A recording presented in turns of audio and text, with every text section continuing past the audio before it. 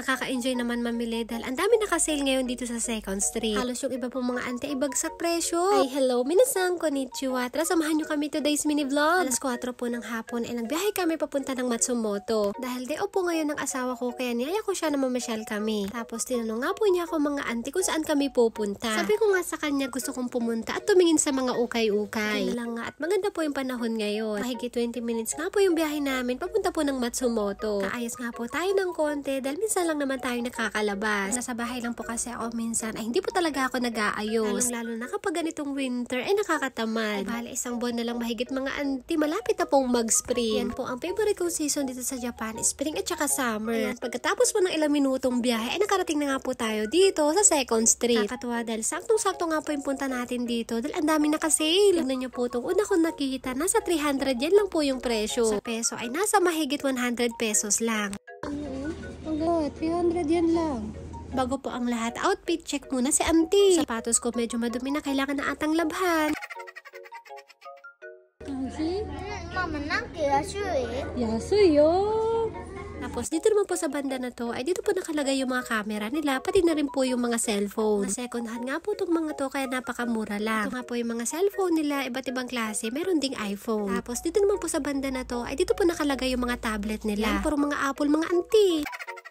Sobrang daming pagpipilian. Mabubusog talaga yung mata mo sa kakatingin. Pagkatapos kong tumingin dun sa baba, ay nagpunta naman po ako dito sa second floor. Sa taas, ay dito rin po nakalagay yung mga branded nilang bag. Ito naman po yung mga wallet na napakamura lang din. Kaya po nitong Kate Spade na nasa 2,300 yan lang. Dito sa Japan, yung mga binibenta nila sa ukay-ukay, halos lahat ay mga goods pa. Nandito po kayo, ay galingan nyo na lang po sa pagpili. Nakita nga rin po pala ako ditong mga pants mga auntie, halos pamigay na lang yung presyo. 500 yan nga po to. Tapos meron pang 80% off. Enjoy na enjoy talaga ako mamili dito mga auntie, lalong-lalo na kapag ganito yung presyo. Gusto ko nga pong mamili pa konti-konti para meron tayong ipabagahe sa Pinas. May nakita nga rin ako ditong backpack, ang tatak po niya ay Kate Spade. Halos parang hindi pa po siya gamit mga auntie at napakaganda pa. Ito naman po sa banda na to ay yung mga sapatos, pati na rin po yung mga bag nila. Tamang tingin nga lang po ako dito dahil hindi ko po alam kung ano yung bibilhin ko. Ito naman may nakita po ako ditong coach na napakaganda pa. Pangarap ko din po magkaroon ng ganitong bag, kaso nga lang syempre pag-iipunan muna natin. Tapos meron din po sila ditong mga LB. Alam mga auntie, ang dami.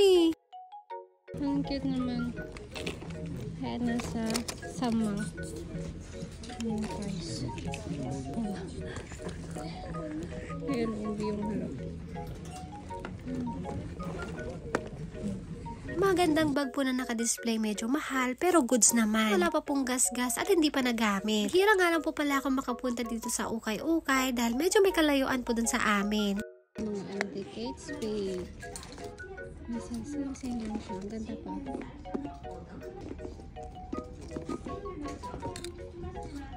Kapag nandito nga po pala kami sa second hand shop, ay kulang na kulang po yung 2 oras. Nag-enjoy po kasi akong tumingin sa dami ng pagpipilian. Hindi ko po alam kung ano yung bibilhin ko. Kaya minsan sa sobrang tagal ko pong tumingin, iniinip na po si Uncle yung hapon. Pagkatapos ko pong tumingin dun sa taas, ay bumaba na po ako ulit. Nakita nga po namin si Daddy na naghihintay. Nakita nga daw po lutuan si Uncle yung hapon. Sabi niya ay bilhin daw namin. Agad ko nga pong kinuha at saka tinignan. Steamer nga po to at pwede rin pong lutuan ng sabaw. Dahil mura lang naman po kaya bibilhin na natin. Tapos ang sunod ko naman pong tinignan ay yung mga gamit sa bahay. Gaya nito, platito at saka mga baso. Tuwa nga po ako nung nakita ko yung presyo mga auntie dahil napakamura lang. Nakita nga po ako ditong platito na nasa 100 yan lang tapos 50% off pa. Diba napakamura, sakto-sakto. Wala po kaming ganito dun sa bahay. Alam nyo ba, pagdating sa mga gamit sa bahay ay enjoy na enjoy po ako mamili. Dito po ako minsan tumatagal kakatingin.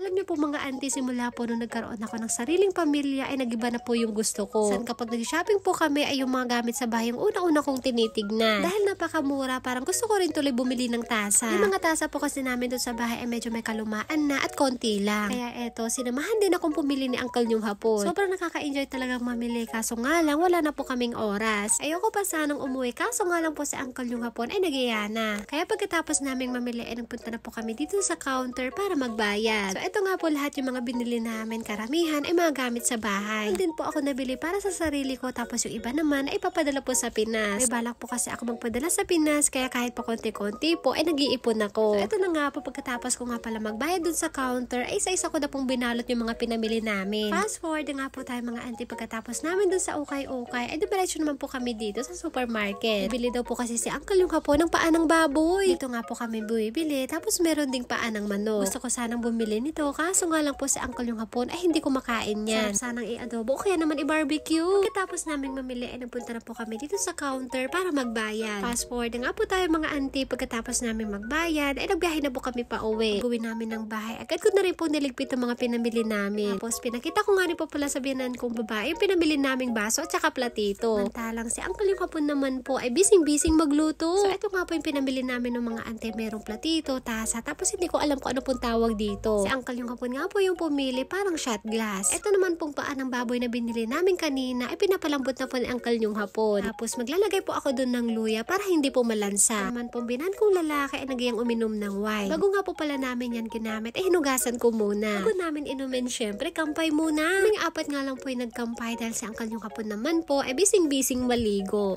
Kampay! Silang po. Maraming salamat sa panonood. Thank you for watching. Sayonara and... Bye bye. Thank you for watching. うるさい。